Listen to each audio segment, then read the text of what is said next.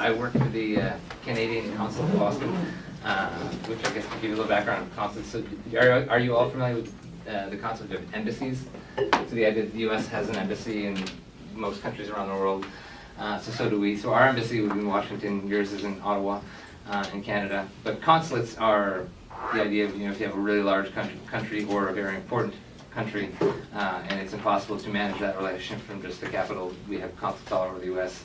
You guys have consulates in Halifax, Nova Scotia, Quebec City, Montreal, Toronto, a bunch of times out west.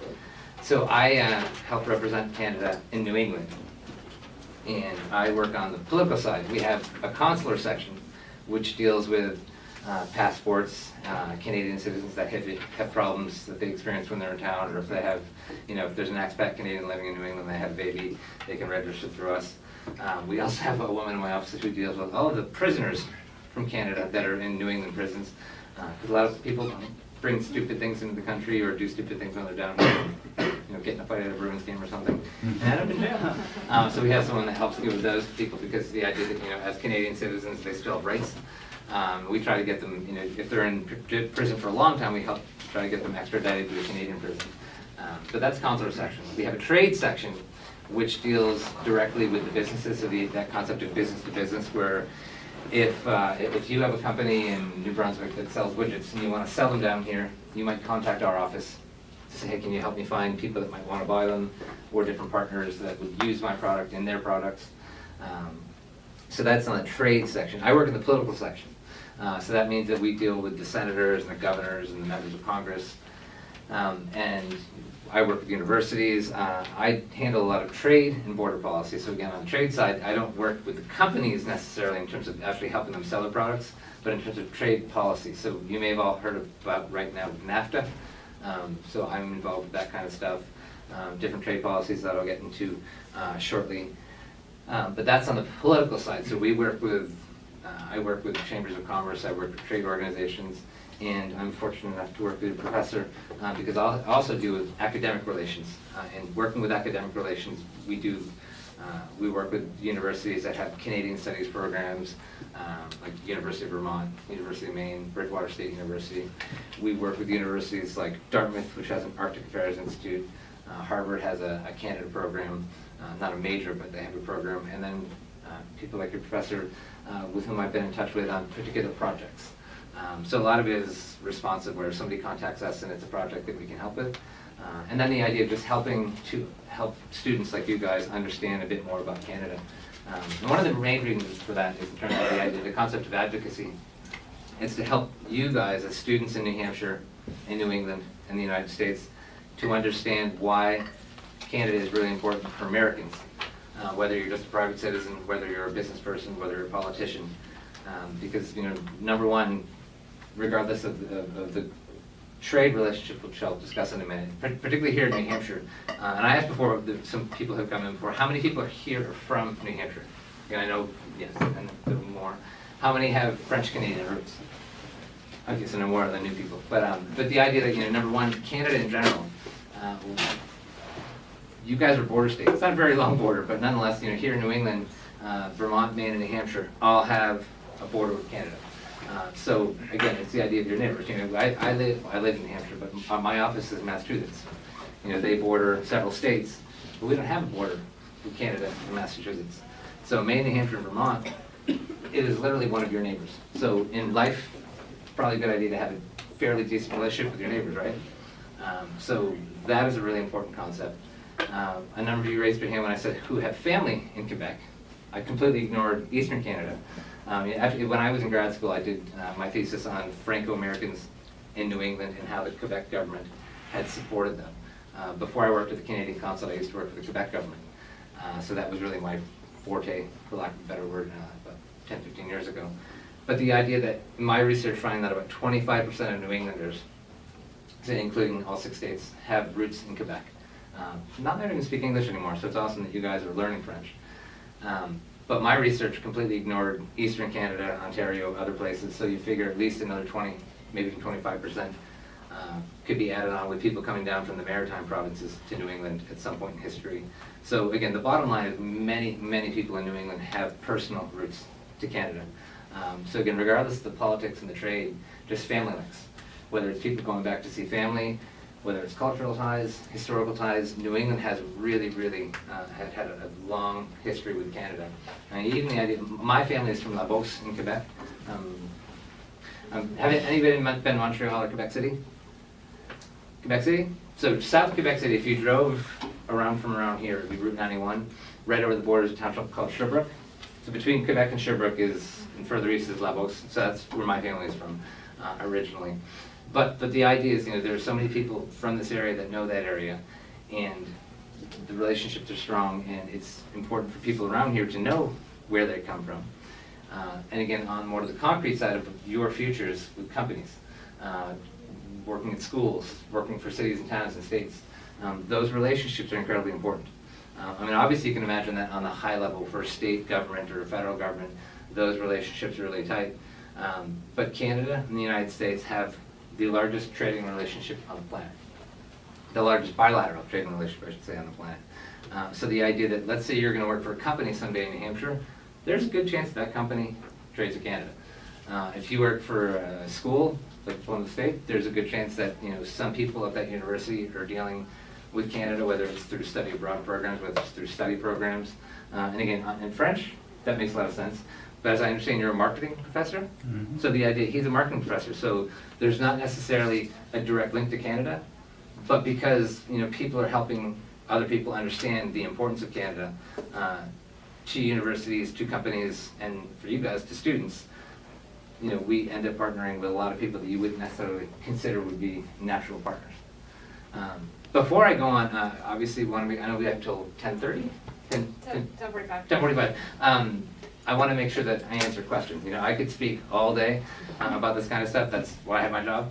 But I want to make sure that I'm answering questions that you guys have. So if any of you have any questions while I'm talking, please, it won't be an interruption. It'll be adding to the conversation. So I guess we should start. Does anybody have any questions to start? Yes? So do you guys have consulates in pretty much every state? Not in every state. So again, I'm at the consulate in Boston, which is for New England. We have one in New York, which covers New York, Northern Virginia, New Jersey, Pennsylvania. It's funny because the embassy is obviously our largest one, but it's the smallest region. It's only Washington, D.C. But it's because of Capitol Hill.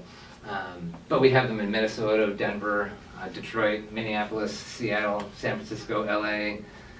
We have a small little satellite in Phoenix, Houston and Dallas, Miami, Atlanta, a small satellite in Raleigh. So we have quite a few. Again, it's the idea that I mentioned that Canada and the U.S. have the largest trade relationship on the planet. For us, though, it's way more important than for the U.S. The idea that we're 35 million, you're 350 some odd million people. We share the largest relationship in the world, but for us, it's we send over 80% of our exports to the United States. You guys send, we're your number one market, but your number two market would still be way more than our number two market. So, the relationship is so incredibly important for us. Again, the idea that because of the jobs, where it's funny, the idea that I can say that the market, the relationship is more important for us, but where it's incredibly important here is the concept of jobs. I handed out a document which has information about the Canada-New Hampshire relationship, so specifically here in New Hampshire, and there are over 39,000 jobs in New Hampshire that are directly related to the fact that there's trade with Canada. Now, this is not a huge state, so 39,000 jobs is a big deal. The idea that if, I mentioned NAFTA, if NAFTA goes away and enough companies are negatively impacted, thousands of jobs would be cut. And in a state like New Hampshire, that's a big deal. Nationally, it's over 9 million jobs. So even, 350 million people, 9 is a pretty solid number. So again, there's a lot of different areas where that concept of how important and why is it important. It's not just a bunch of numbers and big companies that make a lot of money make more money. That does happen for sure, but the direct impact on families and humans and American citizens is 9 million jobs, 39,000 here. There are over 600,000 jobs in Massachusetts that are based on trade with Canada. So it's very, very important. Any follow-ups or any other questions? Cool. So I guess maybe the question. I'm Yeah, just please. wondering that 39,000, that doesn't speak to the tourism jobs, or does it? No, that's more than manufacturing jobs, service jobs. Because the idea of tourism jobs, obviously there are a lot of Canadians that come down here. in there, in the middle, and the second page, it talks about the number of how many tourists come down here. But you know, a lot of the mountains, a lot of the ski resorts, Hampton Beach down the coast, a lot of Canadians come here, and especially the idea of a lot of Quebecois, because you know this is tropical for them. but the idea that you know people come down here and spend a lot of money. You know, a couple years ago, I gave a presentation at Ski New Hampshire's annual conference about the idea of Canadians coming to ski at New Hampshire resorts. And again, it's a sizable number. And you're right, the idea that if you're at Mount Sunapee, you're not going to count those jobs as being related to Shape of Canada because the mountain is there. Maybe Canadians are coming, but it's not the direct link. It's more the idea of, and this Highliner Foods USA, it's a Canadian company that has their USA operations out of Portsmouth. Maybe the idea of Lindt chocolate is in Stratham, New Hampshire. They send over $20 million worth of chocolate to Canada. So I don't know how they define how many jobs are specifically because of the Canadian link, but a portion of those jobs are because of Canada. Yes. So under the New Hampshire Canada Tourism, yes. Spending by Canadians 134 million. Is that 134 million US dollars yes. or Canadian? Yeah, all the dollars are here. Okay. No, that's so the idea. And do you guys understand the concept of exchange rates? So the idea that the U.S. dollar right now is worth about 18-19% more than the Canadian dollar. So right now it's a really awesome time for you guys to go up north to go on vacation. It was even better last year. It was about 25%. But the idea that the currency fluctuation is something that economists follow, so it's way over my head and all that stuff.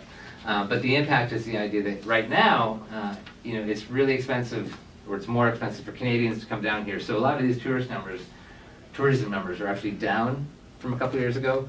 Maine, in particular, amongst New England states, was hit hard because all of the beaches, Old Orchard Beach, York, and those beaches were really hit hard by the fact that a lot of Canadians, were having to pay 25% more. So maybe instead of coming for 2 weeks, they came for 1 week.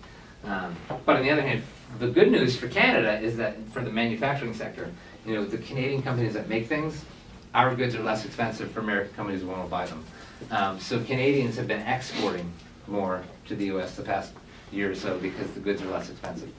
Not so good for Canadian companies that want to buy Americans because you got to pay a 20% premium.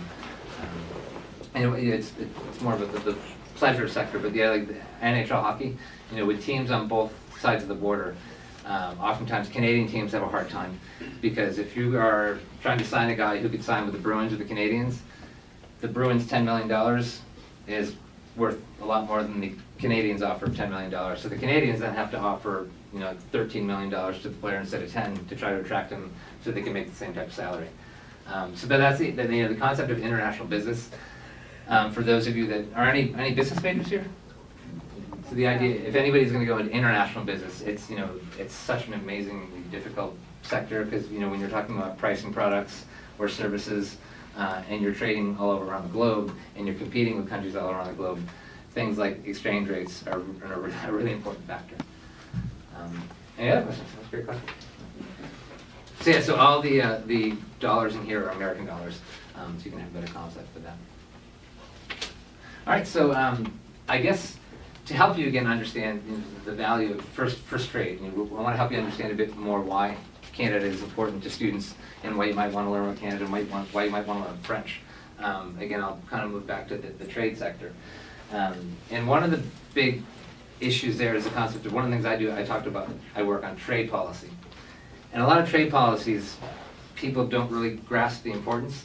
One concept is something, have you ever heard of Buy America? That was a congressional act a few years ago, which is an act which says, we're trying to help protect American jobs, which is obviously a great idea. But Canada and the US are so integrated economically, it becomes a very difficult concept. So the concept of Buy America was that, companies that were looking to get federal contracts or to make things, the companies had to be, based in the US, no problem. Companies had to have 100% American employees. Mostly not a problem, but a lot of companies have people, especially on the border, like in Maine or Michigan, a lot of people have people coming in from Canada on a daily basis. Like our border is, it's a very important, very strong border, but there's a lot of people that cross the border every single day. So the security part is really important, but people literally cross the border every day just to go to work. I mentioned we have a consulate in Detroit. Detroit is actually north of Canada. because Windsor, Ontario kind of swoops down underneath it. And I have a lot of counterparts that live in Windsor, Ontario, and cross the border every morning at about 8 in the morning to go to work, and then they cross the border again at about 5:30, I think I'm ready to go home. So saying 100% American employees is mostly fairly easy, but it's sometimes difficult, like Maine logging, some of the northern companies here in New Hampshire. But anyway, that part, not so bad. It's where you get into the idea that Buy America means whatever you're making has to have 100% made goods. And that's where politicians, particularly ones that are not from the north, don't understand how economics work. Where the US and Canada are so integrated economically. I mentioned on the inside, turn this, it's that big truck. About 25% of Canadian made goods are US made products. So the idea that if you're making, I can't do the technical term, if you're making widgets, 25% of what goes into a widget in Canada actually comes from the US, because it's whether it's one company that's based on both sides, or if company X is buying, a raw good from company Y to put it into their product. A good example here locally was one of the original Buy American pieces of legislation was under President Obama after the recession, and there was a lot of infrastructure being rebuilt.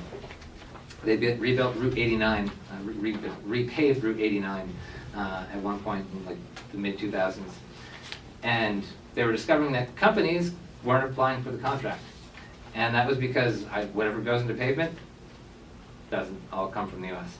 So you had local New Hampshire and local Vermont companies that were based in Vermont, New Hampshire, 100% U.S.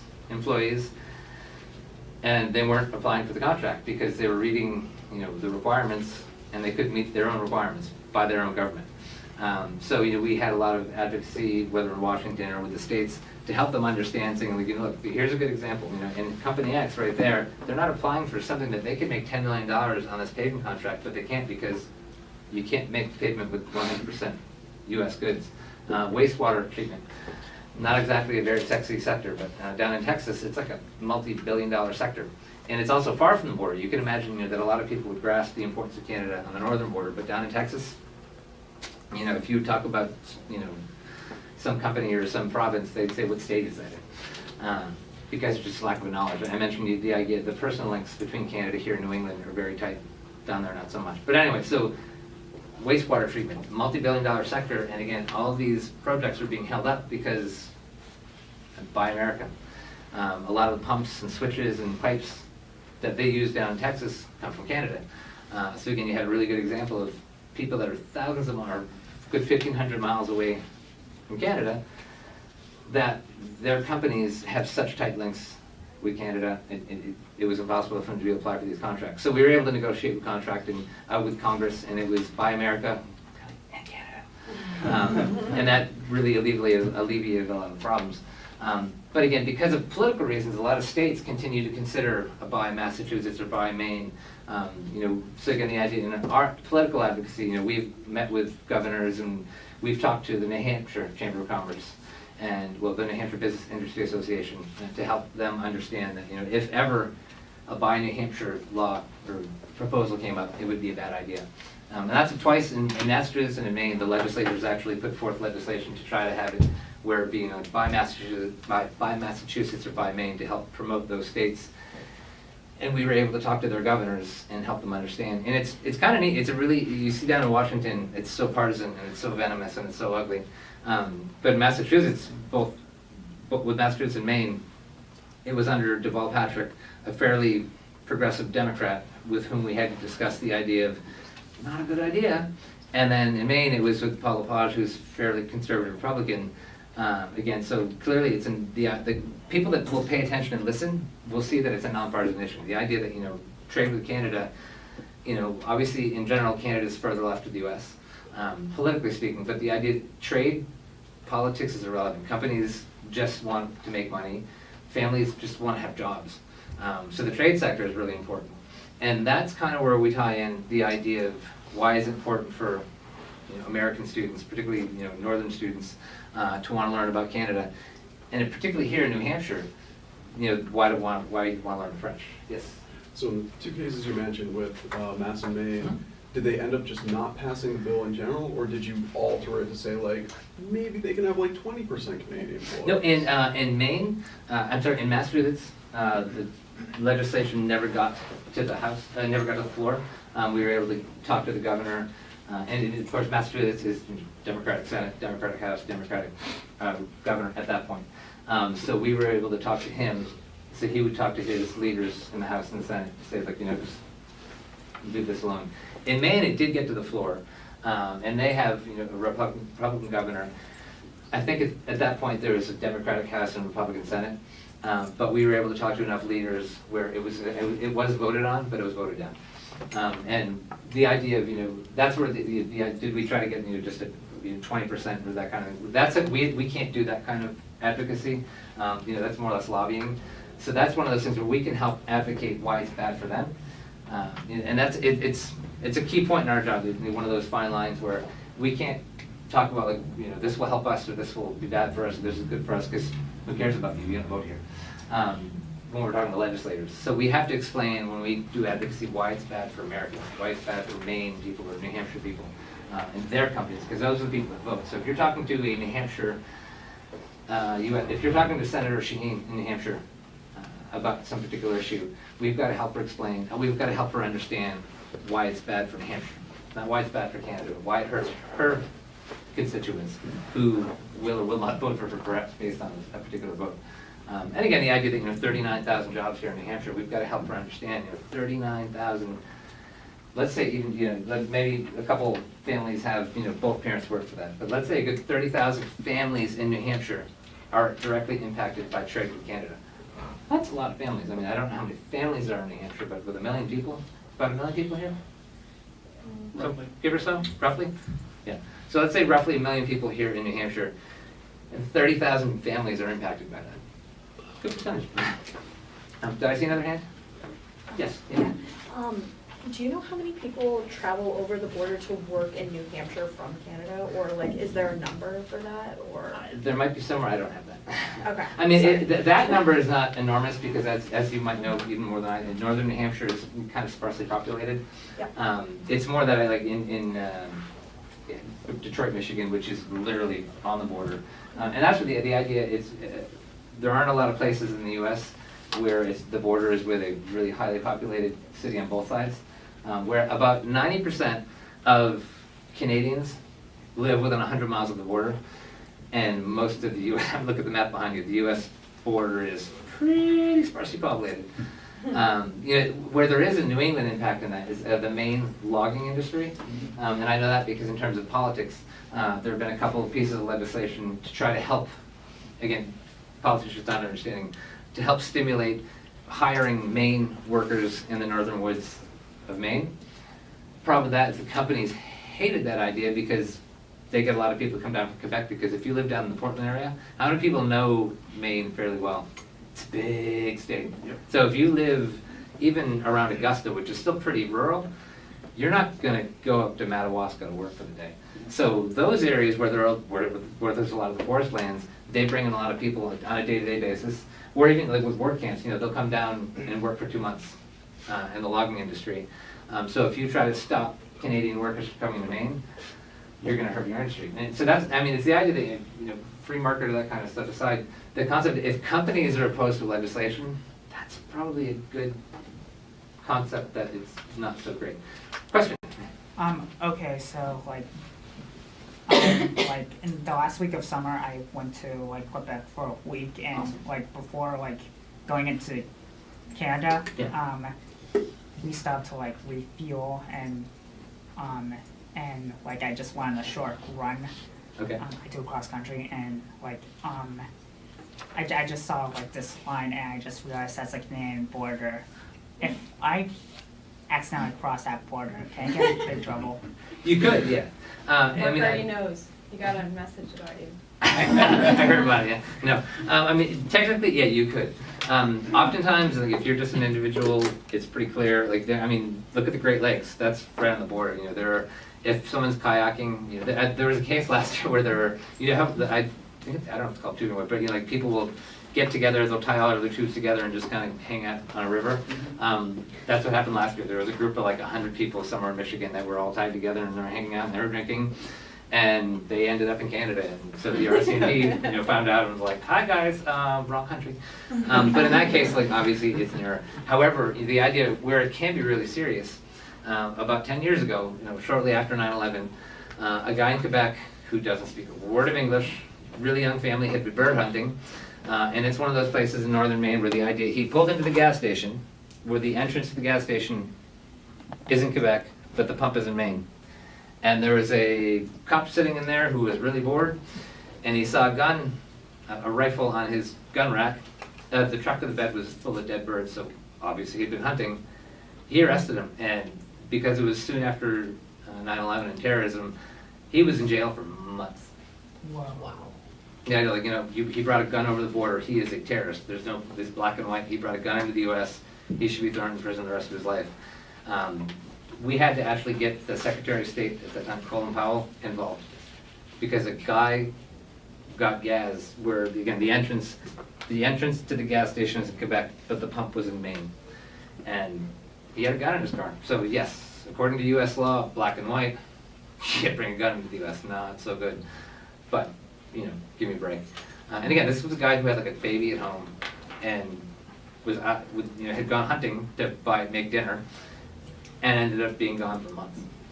So yes, you can get in trouble. You can get in serious trouble if you cross the border by mistake. But obviously there are, and there are so many places that people are just running or going by. Where it happens a lot actually is in the winter with snowmobiles. Even a nice neighborhood street, because that's where I was. Yeah. Oh yeah. Well, Was it Derby, Vermont? Yeah, Derby. Yeah. From Derby is where, the public library in Derby Yeah. actually has a line right through the middle of it, because half of it's in Yeah. Vermont and half's in Quebec. Yeah, it's cool. It's the library, and it's the Haskell Opera House. So two cool. It's the only library in the United States with no books. Because the sitting room is in the U.S., but the books are in Canada, and it's the only theater in Canada with no spectator seats, because the theater is in Canada, and then right in front of the stage is this black line, which is the border. So all the seats are in the U.S. So just bring my passport and I'll be fine. Bring your passport if you're on the rent, yeah. Or just because if you're that part of the country, coast to coast, every several hundred yards there are these kind of concrete blocks, these pillars, and that's where the border is. So if you're just watching, if you're running, watch out for those concrete pillars. Okay. Any questions? So to continue, so the idea that learning about Canada is something that can be really important for your futures. And again, living here in New Hampshire, let's say some of you end up working in the tourism sector. A lot of Quebecois come down here to go camping, to go hunting, to go fishing, to go to the ocean, to go skiing. So the idea of having people that work in the tourism industry that speak French is really important. Likewise, just companies. A lot of companies here, in this little document here, Oxygon Industries is an Epsom-based company. So it's from New Hampshire, but the idea that if they're selling to Quebec, you talk about marketing and the idea of what makes people want to do business. And people like to do business with people that they know, people that they like, people that they trust. And if you're talking to a Quebec business person and you can communicate with them, or somebody on your staff can communicate with them in French, that's going to gain you serious points.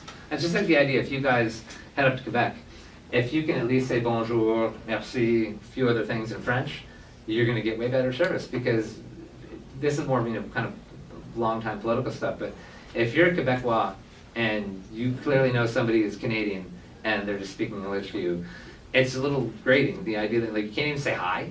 When you're in Quebec, you won't even say hi to me in French, you won't even try to order, but we're really good at telling Americans from Canadians, you could be the same color, speaking the same language, we can tell.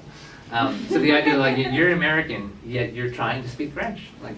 You win points that way. You gain trust. So doesn't matter. Let's say you work for a company that makes the widgets, or you work for the company that buys something from Canada. If you can communicate with the company from Quebec, that's really going to help the business plan. And again, the idea for Quebec, I worked for the Canadian government. I used to work for the province of Quebec, so I know quite a bit about why they have an office in Boston as well.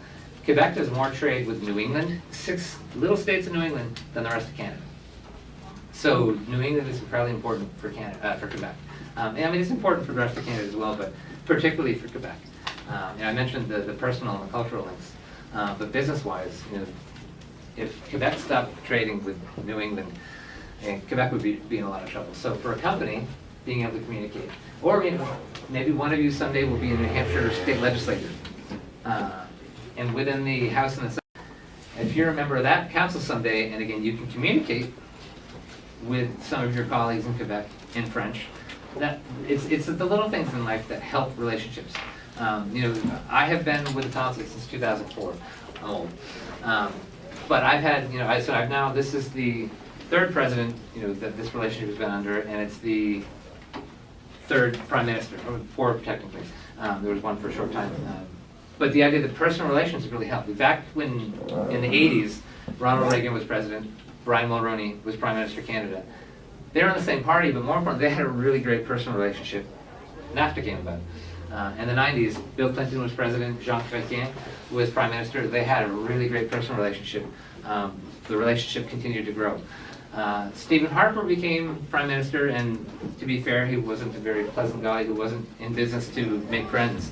And both under George Bush, a Republican, so that would have been a political partnership, or Obama, liberal, a Democrat, so not such a great political relationship. Stephen Harper didn't get along with either.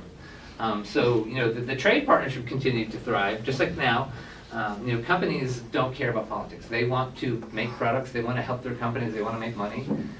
You guys have families that you all want to support. So the politics don't matter all the time, but sometimes the relations help. And then for about a year we had Obama and Trudeau. Again, really, really tight relationship. Like a bromance. Was that? A little bromance, yeah. So the idea of things like have you heard of pre-clearance? That's a good concept for the idea of tourism.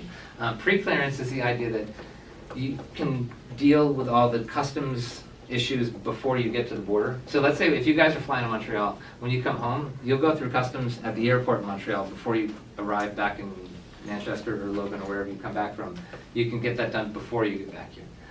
So pre-clearance is the idea that we're trying to get it done with buses and trains as well. So specifically Windsor Station in downtown Montreal, the idea that you can get it done there. Because otherwise you get to the border, everyone has to get off the train, everyone has to get off the bus, and you waste a ton of time. So if you can have pre-clearance, and that's something that I think it's now passed both the House and the Parliament, so just figuring out some details. But that's something that will really help tourism. The idea that, we obviously need to now improve the passenger rail system, but that's another story. But pre-clearance is something that is, and that's something that's a lot of legislation like that. And something that needs legislation to go through, that's where the personal relationships really help. And Senator Leahy from Vermont, that's the concept. His wife is from Quebec. So there's a personal link for him, and he was one of the leaders to help that get through the US Senate. So Obama and Trudeau, really great year. We were able to get a lot done. And now it's Trudeau and Trump. And we're going through the growing pains. It's still early. But the idea that, this NAFTA renegotiation, it's, at the end of the day, it will get done because it's not the leaders that are sitting in the room doing it, it's the staffs. And, it's the U.S. Secretary of Commerce and the U.S. Trade Representative and people that work for Trudeau, not him himself. So, these are people that all understand. And that's the idea of Wilbur Ross. I don't remember what he did exactly, but he was a businessman, so he understands. I bet his company made a lot of money selling their products to Canada. So it will get done. It might take some time. But that's where the idea. So one of the other concepts of duties. Any questions? Oh, we're done. Any last questions? Well, thank you. Appreciate it. Thanks for your time. Good luck.